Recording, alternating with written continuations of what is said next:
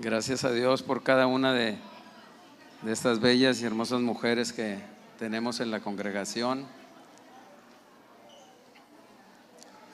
La realidad es que han hecho una gran labor, que a veces nos podemos acostumbrar a ello, pero que esto nos venga también a sacudir un poco de honrarlas y valorarlas como se merecen.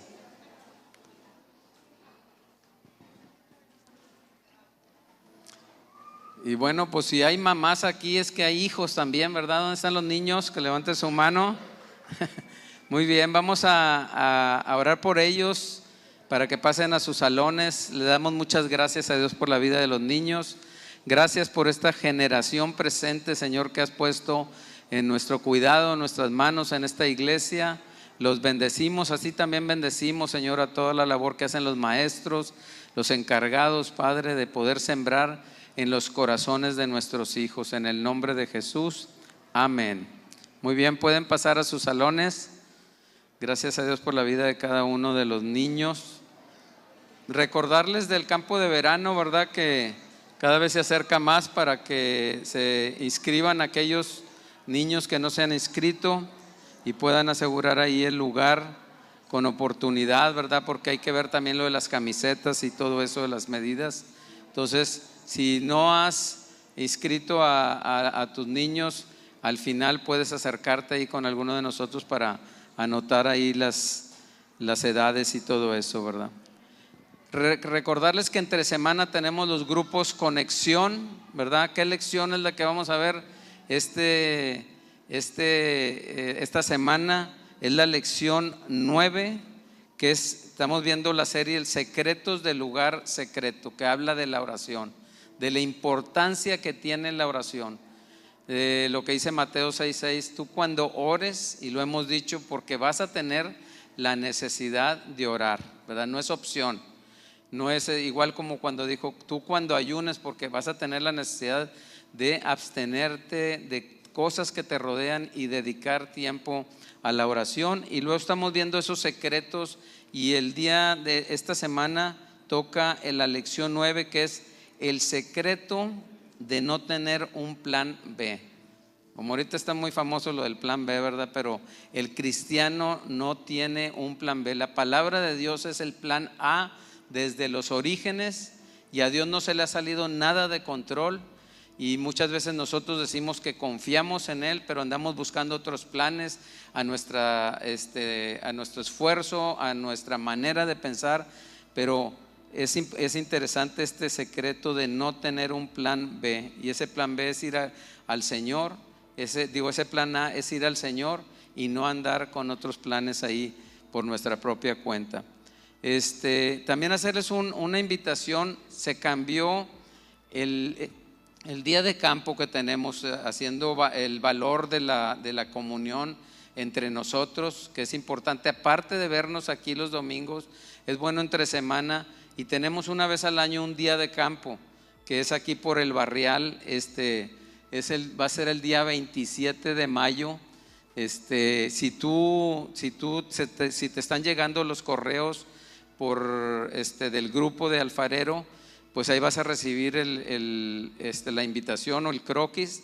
Pero si no te llegan los correos, te puedes acercar al final conmigo, y para que me des ahí tu teléfono, también tu celular, si no lo tengo, para poderte enviar ese croquis. Pero sí es importante reunirnos en este día de campo. Y también, si no te has bautizado, y el bautismo en agua es uno de los sacramentos importantes de la palabra de Dios, es un mandato de Dios. Vemos aquí si nos preguntamos si te debes de bautizar, sí nos debemos de bautizar, conscientes, habiendo recibido a Cristo en nuestro corazón, cuando hemos empezado a caminar con el Señor, tomados de su mano.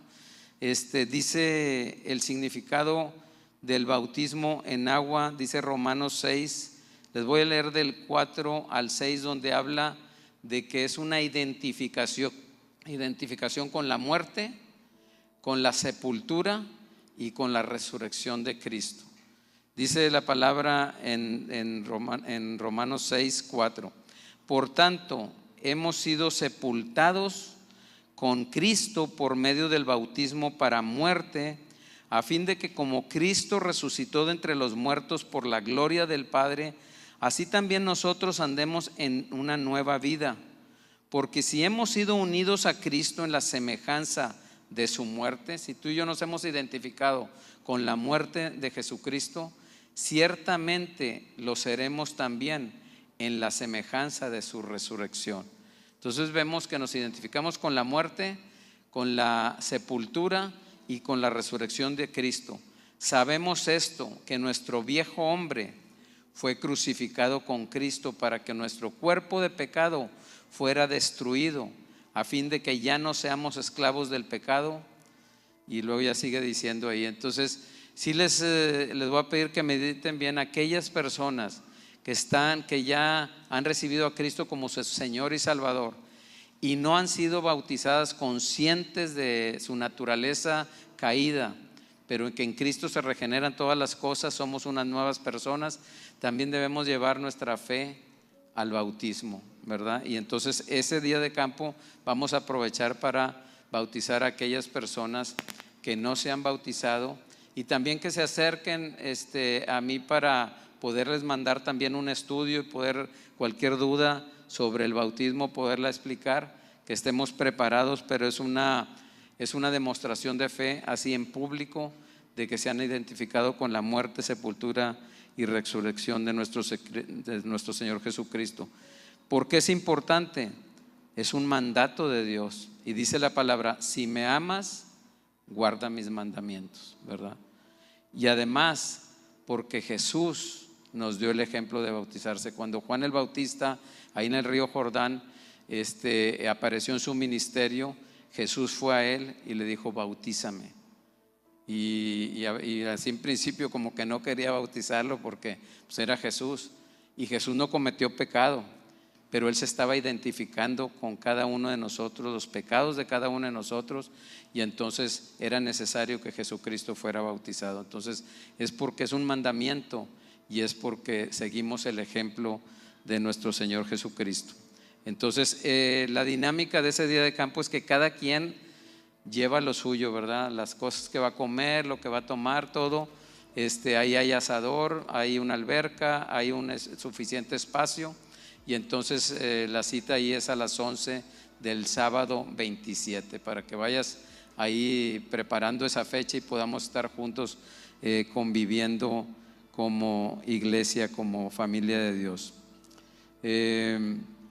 Muy bien, pues vamos antes de pasar al mensaje, vamos a pasar a dejar nuestras ofrendas, nuestros diezmos. Mientras oramos por los trabajos, puedes ir pasando al Señor aquí al enfrente. Señor, te damos muchas gracias, Padre.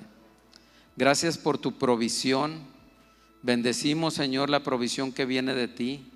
Gracias, Padre, porque tú tienes misericordia de cada uno de nosotros, porque tú no eres ajeno a las necesidades, porque tú has establecido tu palabra, Señor, para bendecirnos, pero también tu amor y misericordia que se extiende, Señor, hasta nuestra economía también. Señor, ten misericordia de nosotros. Bendecimos a aquellas personas que, Señor, tienen la necesidad de esos ingresos, Señor, del fruto de sus manos. Padre, te rogamos que las puertas, las ventanas de los cielos sean abiertas y que sea derramada tu favor y tu bendición hasta que sobre y abunde. Y no nada más dice tu palabra que se detiene en eso, sino que aún reprendes al que devora nuestras finanzas, lo reprendes por nosotros.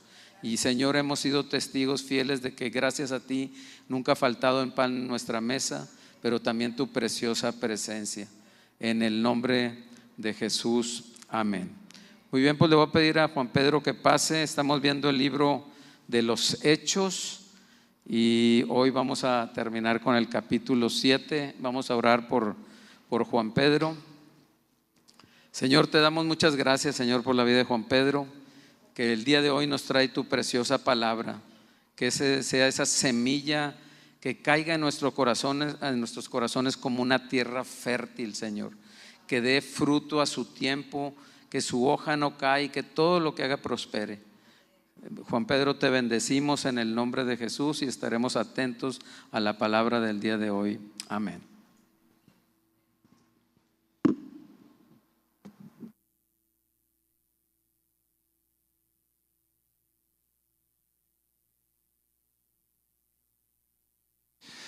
Pues buenos días, ¿cómo están, iglesia? Pues hoy vamos a continuar con nuestra serie de hechos y también felicidades a todas las mamás.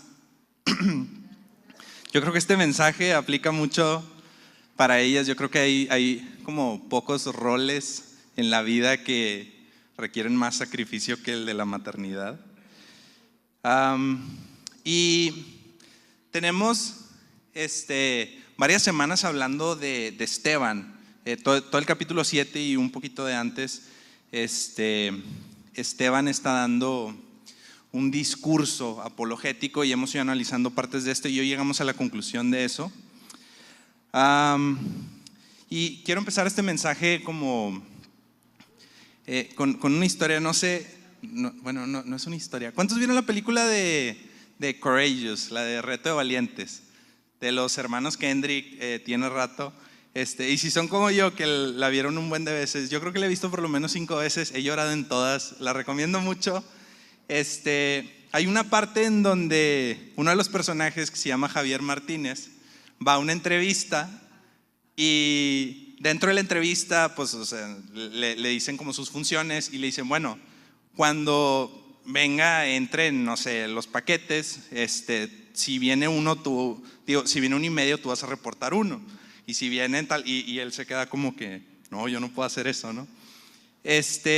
Total, termina la entrevista, sale la persona y él les dice, yo no puedo hacer eso porque no puedo violar mi integridad. Total, después de eso ya entra alguien más y le dice, ¿sabes qué? Estamos buscando una persona con tu honestidad, entonces estás contratada y así bien bonito, ¿no?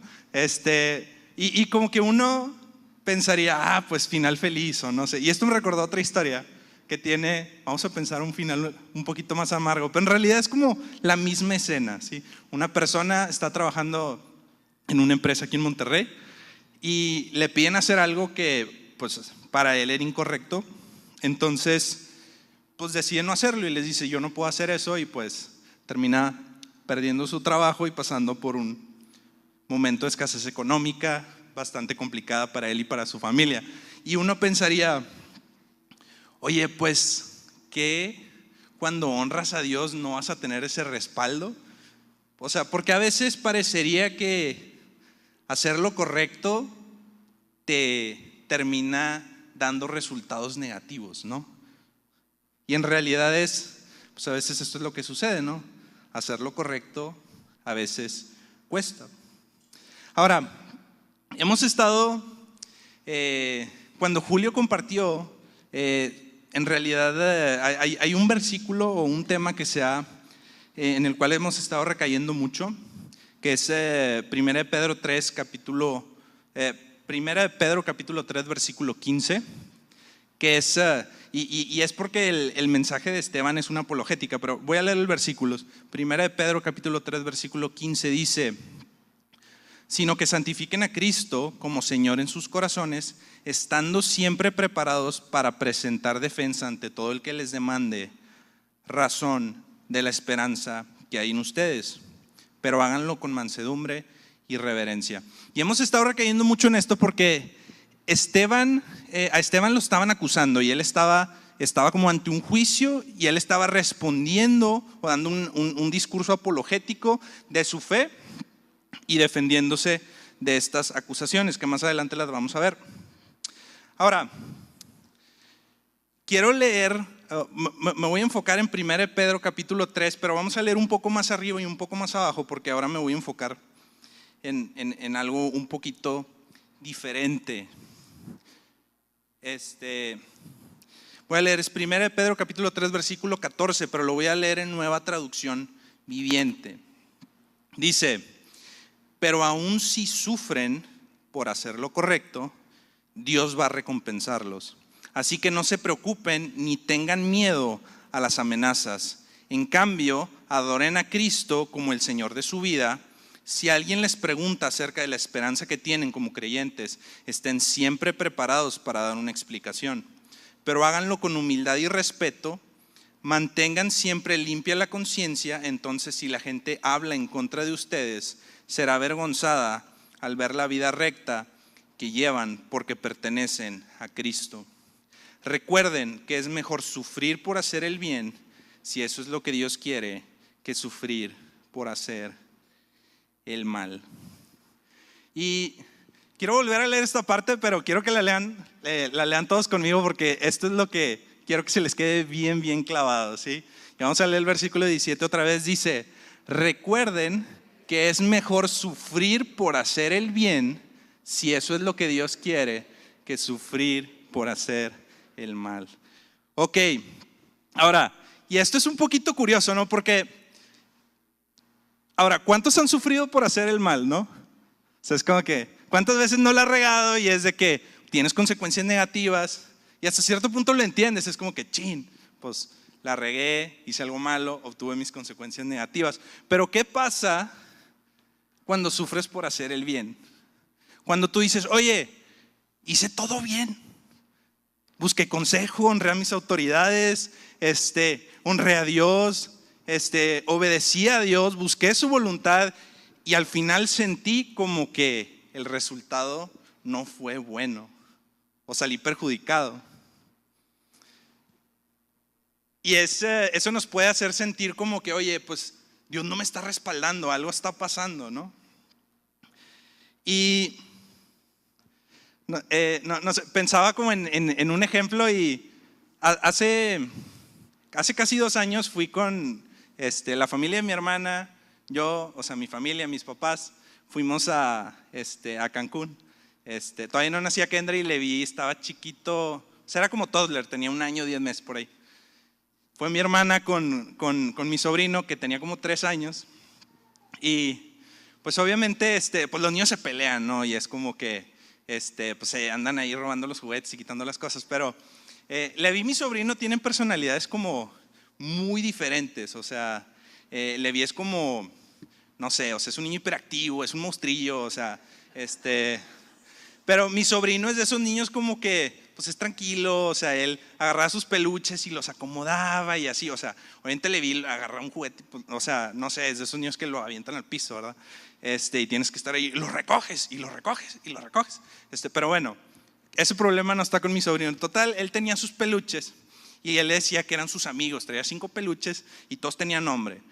O sea, no me acuerdo de todos, me acuerdo que era de que Platanito, Avioncito de Lufthansa y luego tenía un leoncito que se llamaba, no me acuerdo, pero como el hijo de Simba de la Guardia de León, del Rey León. Pero bueno, X, el punto es que él tenía sus peluches y le vistaba fría y fría que quería un peluche, ¿sí? Entonces mi hermana le dice a mi sobrino: Caleb, préstale un peluche a tu primo. Y él como que, no quiero, pero es de que, bueno, está bien. Y agarra el changuito que se llamaba Platanito, se lo da a Levi, de que te lo presto. Total, Levi lo agarra y me acuerdo de la escena porque está así y pues él así como que con todos sus peluchitos así bien sentaditos y todo. Levi lo agarra y le muerde la oreja y le dice así, y el otro, ¡Platanito! O sea, es de que y obviamente me dio risa, pero al mismo tiempo es como que, oye, le hizo caso a su mamá, le prestó su juguete a su primo, hizo todo bien, y él que cuida muy bien sus cosas, pues terminó saliendo ahí bien fregado Platanito. Y es como que, o sea, es un ejemplo simple, pero en realidad a veces pasa eso en la vida, ¿no? O sea, tú haces algo bueno y sales perjudicado, ¿no? Ahora, ¿cuál es como la diferencia de esto, no? Porque hay una diferencia principal entre sufrir por hacer el mal y sufrir por hacer el bien. Y el versículo 14 dice, aún si sufren por hacer lo correcto, Dios va a recompensarlos. Y en realidad esta sería la diferencia, y es que nos podemos aferrar a una promesa, que es, aunque tal vez hice algo bueno y recibí un resultado negativo, yo sé que hay una recompensa, porque esto es una promesa de Dios. Y bueno, esto es así como que introducción, porque ahora sí vamos a empezar a a leer los versículos en donde nos quedamos, y estamos en el discurso de Esteban. Ahora, como un pequeño resumen o recapitulación, pues Esteban es un diácono que escogió la iglesia para ayudar con la tarea de administrar los recursos de la iglesia, y él estaba predicando, pues lo prenden y lo llevan ante un juicio, y Esteban está en un juicio en el templo de Salomón, y se le hacen varias acusaciones a las cuales Esteban tiene que dar respuesta. Ahora, las acusaciones principalmente son estas. Lo acusan y viene el versículo 11 del capítulo anterior, del capítulo 6, dice: le hemos oído hablar palabras blasfemas contra Moisés y contra Dios. Y en el versículo 13 dice: este hombre continuamente habla en contra de este lugar santo, o sea, el templo, y de la ley, porque le hemos oído decir que este nazareno Jesús destruirá este lugar y cambiará las tradiciones que Moisés nos dejó. Entonces, estas eran principalmente las acusaciones, y nos vamos a dar cuenta que en el discurso de Esteban él se enfoca mucho en estos temas, ¿sí? Las acusaciones, vamos a enumerarlas: es blasfemaba contra Moisés, blasfemaba contra Dios, decía que Jesús destruiría el templo y cambiaría las tradiciones que Moisés les dejó. Entonces, estas eran las principales acusaciones a las cuales Esteban estaba respondiendo. Ahora, si nos ponemos a pensar, también por eso Esteban se centra mucho en ciertos temas. De hecho, Esteban se centra mucho en la persona de Moisés. De hecho, el mensaje de la semana pasada, el pastor estaba hablando de Moisés. De la semana antepasada, Javi también empezó hablando de Moisés. Y el versículo que vamos a leer ahorita todavía está hablando de Moisés, porque en realidad es un tema principal dentro de su apología.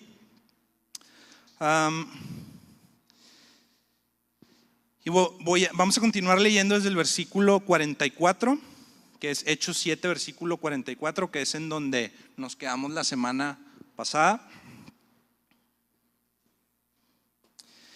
que dice: nuestros padres tuvieron el tabernáculo del testimonio en el desierto, tal como le había ordenado que lo hiciera el que habló a Moisés, conforme al modelo que había visto.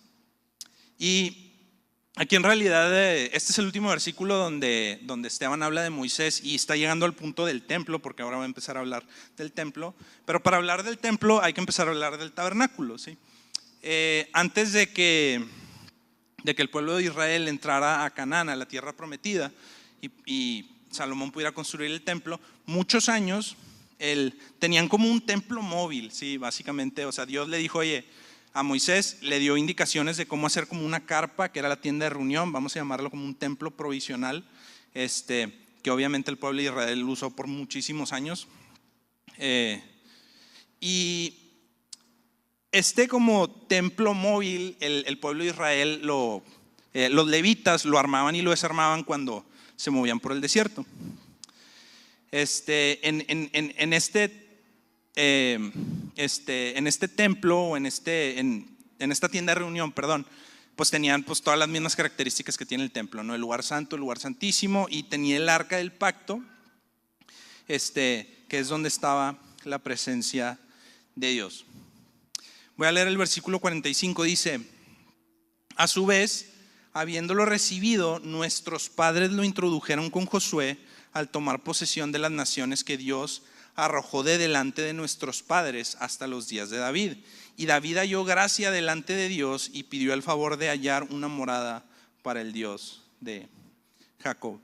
Entonces, después de estar en el desierto, entran a la tierra prometida bajo el liderazgo de Josué y se establecen ahí, pero no fue hasta los tiempos de David, que en realidad, o sea, de Josué a David son, si no me equivoco, son casi 500 años, es un buen rato. Y porque pasa toda como la era de los jueces y todo esto. Entonces, todo este tiempo, el templo o el lugar en donde residía el arca y la presencia de Dios era pues una tienda. Y llegamos a la época de David, y David tuvo como, sí, el deseo, como ese sentimiento de decir, oye, o sea, no puede ser que yo tenga un palacio y que la casa de Dios sean cortinas, y es literalmente lo que dice. Voy a leer 2 Samuel capítulo 7, versículo 1 y 2. Dice: sucedió que cuando el rey David ya moraba en su casa y el Señor le había dado descanso de sus enemigos por todos lados, el rey dijo al profeta Natán: mira, yo habito en una casa de cedro, pero el arca de Dios mora en medio de cortinas. Entonces, como que David sintió pues ese deseo de construirle un arca, pero al mismo tiempo él viendo su situación de que, oye, el Señor ya nos prosperó, yo estoy aquí en mi palacio construido pues con materiales pues duraderos, y el templo sigue siendo como de tela y de cortinas. O sea, como que él dijo eso, o sea, él dice, eso no está bien, o sea, Dios debería de tenerlo mejor, ¿sí? Ahora, versículo 47 dice: pero fue Salomón quien le edificó una casa. Entonces, aunque David tuvo esta iniciativa, cuando David le presenta, vamos a decirlo así, el proyecto al Señor, Dios le responde: tú no me vas a construir una casa. Y le dice el por qué. Que bueno, básicamente es porque había derramado mucha sangre, había sido como un hombre de guerra. Y Dios no quería que esto fuera lo que representara su templo. Y voy a leer Primera de Crónicas, capítulo 22, versículo 6, donde se explica todo esto. Dice: entonces llamó a su hijo Salomón y le encargó que edificara una casa al Señor, Dios de Israel. Y David le dijo a Salomón: hijo mío, yo tenía el propósito de edificar una casa al nombre del Señor mi Dios, pero vino a mí la palabra del Señor diciendo: tú has derramado sangre en abundancia y has emprendido grandes guerras. No edificarás una casa a mi nombre, porque has derramado mucha sangre en la tierra delante de mí. Pero te nacerá un hijo que será hombre de paz. Yo le daré paz de todos sus enemigos en derredor, pues Salomón será su nombre, y en sus días daré paz y reposo a Israel. Él edificará una casa a mi nombre, y él será mi hijo, y yo seré su padre, y estableceré el trono de su reino sobre Israel para siempre. Y por eso lo llamamos el templo de Salomón. Y de hecho la palabra Salomón significa pacífico. Y pues básicamente, entonces David lo que hizo fue como recaudar, no sé cómo llaman, los materiales. Dice la Biblia que David consiguió oro, plata, madera y todo lo necesario, porque era, ok, ya entendí, yo no lo voy a construir, pero lo va a construir mi hijo. Entonces lo que yo voy a hacer es como que acumular todos los recursos para que cuando yo me muera, mi hijo tenga todo lo que necesita para poder pues emprender y terminar la labor del templo. Y así fue lo que sucedió. Versículo 48, y aquí Esteban está llegando al punto al que quiere llegar, ¿sí? Porque en realidad todo lo demás es simplemente como que el contexto del templo. Versículo 48 dice: sin embargo, el Altísimo no habita en casas hechas por manos de hombres, como dice el profeta: el cielo es mi trono y la tierra el estrado de mis pies. ¿Qué casa me edificarán? Dice el Señor, o cuál es el lugar de mi reposo. ¿No fue mi mano la que hizo todas estas cosas? Y aquí Esteban está llegando al punto del templo, porque una de las acusaciones era: tú dices que Jesús va a destruir este lugar, o sea, el templo en el que estaban, y que es la casa de Dios. Y aquí lo que Esteban les está intentando decir, y les dice esto, les dice: ustedes creen que la presencia de Dios habita en este templo, pero el Altísimo no habita en casas hechas por manos de hombres. Y en realidad esto era como algo que Dios le estaba revelando a la iglesia en este momento, y es que el Espíritu Santo se había derramado sobre las personas y no sobre un lugar como era antes el arca del pacto y el lugar santísimo dentro del templo. En Hebreos capítulo 3 versículo 6 dice: pero Cristo fue fiel como hijo sobre la casa de Dios, cuya casa somos nosotros, si retenemos firme hasta el fin nuestra confianza y la gloria de nuestra esperanza. 1 Corintios 3 versículo 16 dice: ¿no saben que ustedes son templo de Dios y que el Espíritu de Dios habita en ustedes? Si alguno destruye el templo de Dios, Dios lo destruirá a él, porque el templo de Dios es santo y eso es lo que ustedes son. Y obviamente los fariseos en su mente es como que, a ver, este lugar es santo y en este lugar está la presencia de Dios, y lo que Esteban les estaba diciendo es: Dios no habita en casas hechas por hombres. Dios ahora ha decidido habitar en nosotros, que somos su iglesia, somos el templo de Dios. Básicamente restándole toda la importancia, fuera de obviamente la histórica y la arquitectura, al templo. Y de hecho el templo terminó siendo destruido. En el año 70 después de Cristo aproximadamente, todavía la era apostólica, el templo fue completamente destruido. Y aquí este es como lo que sigue es como el punchline o el final del discurso de Esteban. Lo voy a leer, dice, versículo 51: ustedes que son tercos e incircuncisos de corazón y de oído, resisten siempre al Espíritu Santo, como hicieron sus padres, así hacen también ustedes. ¿A cuál de los profetas no persiguieron sus padres? Ellos mataron a los que antes habían anunciado la venida del justo, del cual ahora ustedes se hicieron traidores y asesinos. Ustedes que recibieron la ley por disposición de ángeles y sin embargo no la guardaron. Y aquí Esteban termina como su discurso con algo que pues obviamente cualquiera en la posición de un líder religioso pues se sentiría ofendido, ¿no? Y aquí podemos pensar muchas cosas, ¿no? Es como que, oye, pues Esteban, no hubiera sido a lo mejor como que no les hubieras aventado una pedrada tan fuerte, ¿no? Pero la Biblia dice que Esteban estaba lleno del Espíritu Santo y Esteban estaba diciendo lo que el Espíritu Santo estaba hablando. Y pues Esteban, guiado por el Espíritu Santo, pues le dice, aquí se aplican todas sus verdades. Y les hace esta pregunta, ¿no? ¿A cuántos de los profetas no persiguieron sus antepasados? Y en realidad esto es como un dato curioso, pero la realidad es que si tú ves la historia del pueblo de Israel, había como una tendencia, ¿no? El pueblo de Israel tendía como a seguir profetas falsos y a perseguir a los profetas verdaderos. Y obviamente esto es como, o sea, bastante lógico, ¿no?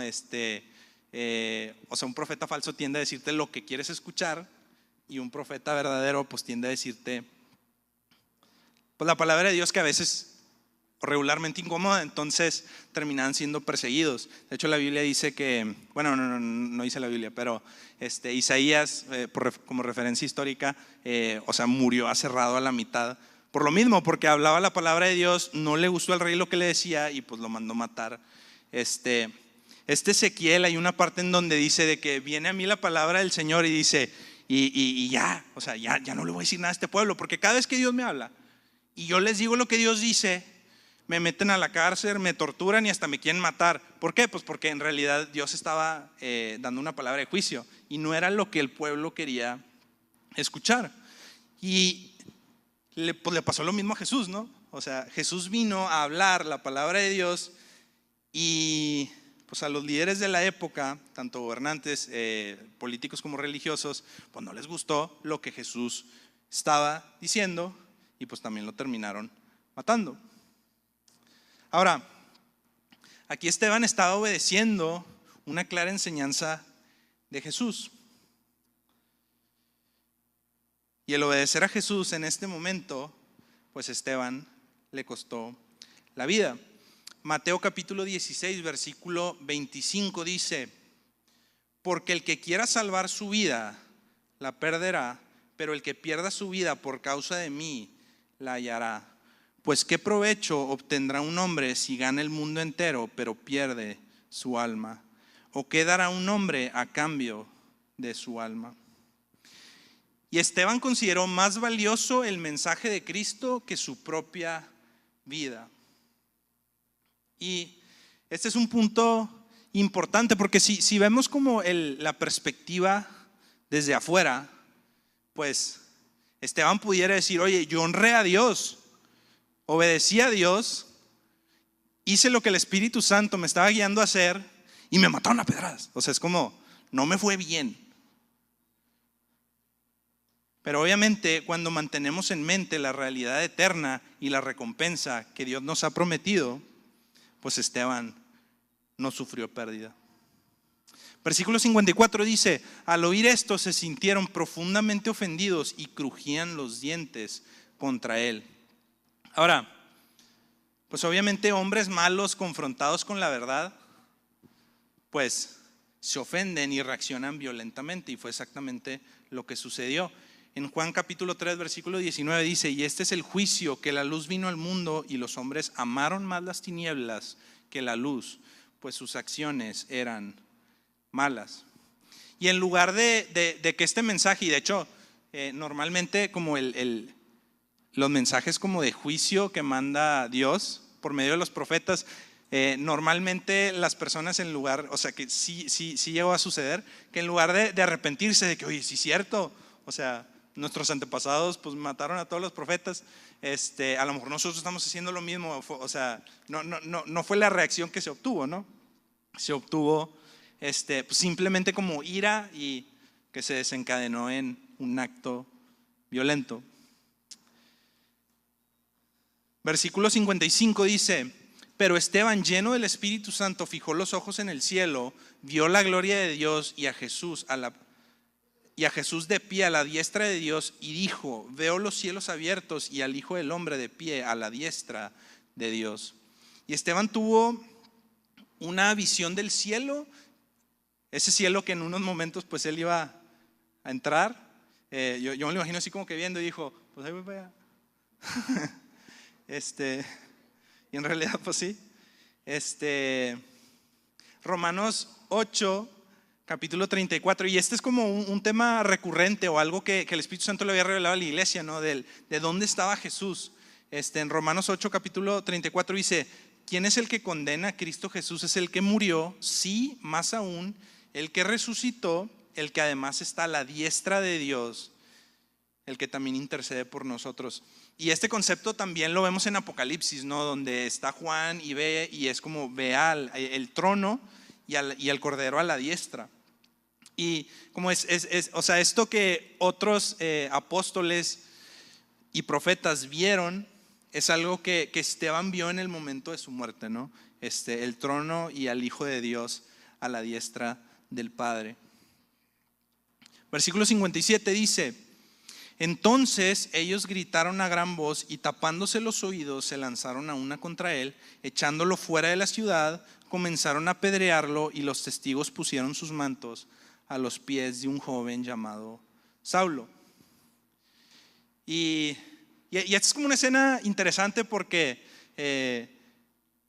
o sea, ¿quién hubiera pensado que, o sea, una de las personas que estaban allí en la ejecución de Esteban iba después a ser pues Pablo, que escribió casi la mitad de nuestro Nuevo Testamento y probablemente uno de los misioneros y evangelistas más grandes de toda la historia del cristianismo.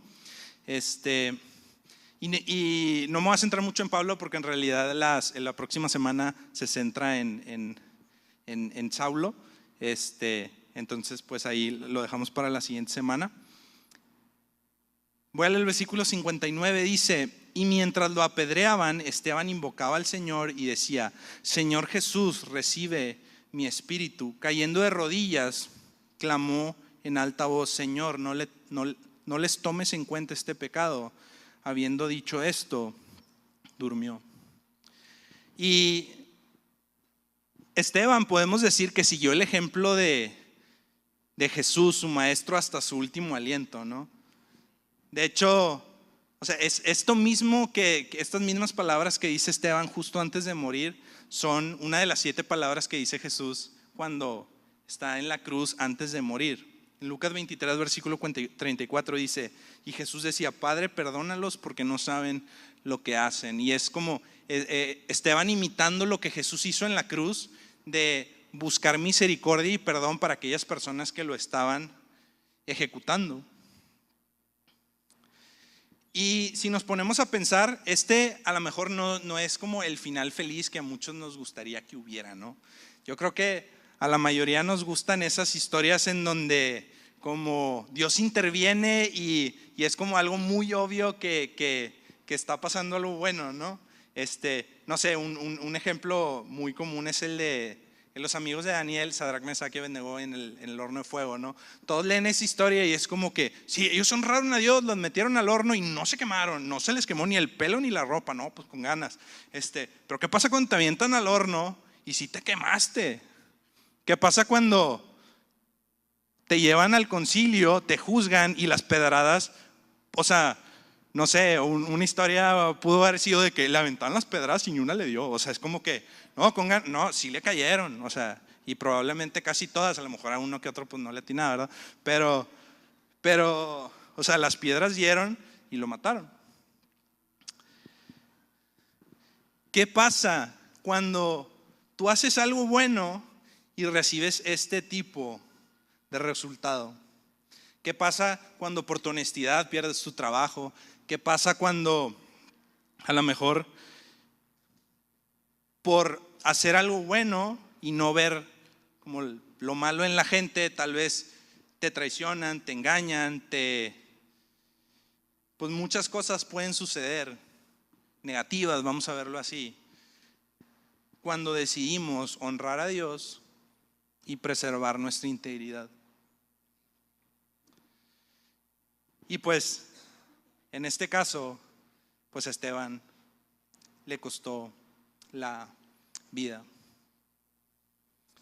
Ahora, yo creo que es importante aquí recordar lo que el apóstol Pedro nos dice, pero si sufren por hacer lo correcto, Dios va a recompensarlos. Y aunque algo a simple vista pudiera parecer malo, o sea, que tenemos resultados negativos, que no es lo que queremos, sabemos que Dios es fiel y Él va a cumplir su promesa. De hecho, en el caso de Esteban, yo me imagino a la iglesia de la época viviendo esto, no lo veían como algo de que, oh, qué padre, lo están matando. O sea, es como oye, o sea, a uno o sea, a alguien amado de nuestra iglesia se lo llevaron a un juicio y lo están matando en la ciudad. O sea, nadie lo vería como algo positivo. En realidad era algo trágico. Y no solo eso. La Biblia dice, de hecho, unos versículos más adelante en el siguiente capítulo dice que se desató una gran persecución en contra de la iglesia en Jerusalén a raíz de este juicio. O sea, por donde lo viéramos, yo creo que si hubiéramos estado viviendo ese momento, hubieras dicho, nos está yendo bien mal. O sea, nada de esto es positivo. Mataron a Esteban, que es como alguien importante en nuestra iglesia que todos amamos, y a raíz de eso, o sea, como que no se contentaron nada más con matar a Esteban, sino que eso desató una gran persecución en toda la iglesia de Jerusalén, de esa ciudad. Y muchos pudieron haber pensado, oye, pues ¿dónde está Dios? O sea, ¿qué está pasando? No estaba Esteban lleno del Espíritu Santo haciendo la voluntad de Dios, ¿por qué no está yendo mal? O sea, ¿qué es lo que está pasando? Y yo creo que podemos pasar muchas situaciones similares, donde a simple vista, a pesar de que nosotros hicimos todo bien, estamos obteniendo resultados negativos. Yo creo que a muchas personas les ha pasado. A lo mejor tú dices, oye, yo busqué instruir a mis hijos desde chiquitos en la palabra del Señor y ahorita que es adulto se perdió. O sea, es como, ¿qué está pasando? Y pudiéramos caer en un sentimiento de abandono y desesperación, de creer que Dios no está respaldando la honra que nosotros le estamos dando. En realidad, sabemos que eso no es lo que sucede. Si nos aferramos a las promesas de Dios, podemos estar convencidos y seguros de que Dios va a saldar las cuentas y de que todo ese sufrimiento que estamos recibiendo por hacer lo bueno va a ser recompensado. Ahora, si nos ponemos a pensar en el caso de Esteban, en realidad viéndolo como 2000 años más para acá, vemos muchos beneficios que probablemente, muy seguramente la iglesia en ese momento no estaba viendo, no pudo ver. A mí no me cabe duda de que Esteban recibió su recompensa. Y en realidad, si nos ponemos a pensar, la integridad y valentía de Esteban ha retado y confrontado a la iglesia por 2000 años a seguir su ejemplo. Y así como Esteban siguió el ejemplo de Jesús, nosotros podemos seguir el ejemplo de Esteban, en el que buscamos hacer la voluntad de Dios y lo que el Espíritu Santo nos lleva a hacer, aun si esto nos cuesta, nos puede costar muchas cosas: tiempo, esfuerzo, dinero, recursos, amistades o hasta la vida. Y básicamente ya voy a terminar como con esto. No sé si quieran pasar los músicos, porque siento como que acabé muy así. Y hoy el sacrificio de Esteban nos recuerda que nos reta también a nosotros, y nos recuerda que tal vez te ha costado hacer lo correcto, hacer lo que Dios pide de ti. Te ha costado, has tenido pérdidas, has tenido que tomar decisiones difíciles en donde honrar a Dios hizo que sufrieras. Y tal vez no sentiste el respaldo de Dios. Tal vez tú estabas esperando ese final feliz de me metí al horno de fuego y no me quemé. A lo mejor te metiste y sí te quemaste.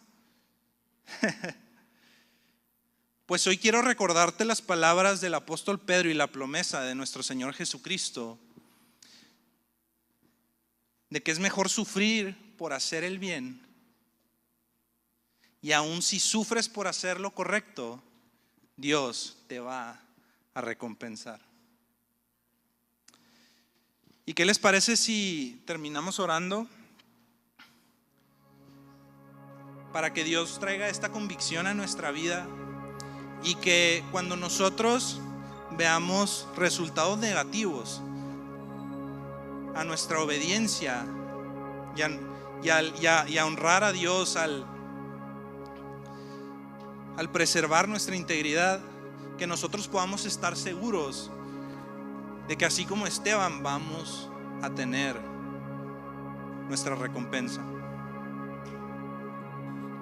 Señor, te damos gracias porque tus promesas son sí y amén, Señor. Nosotros confiamos en ti.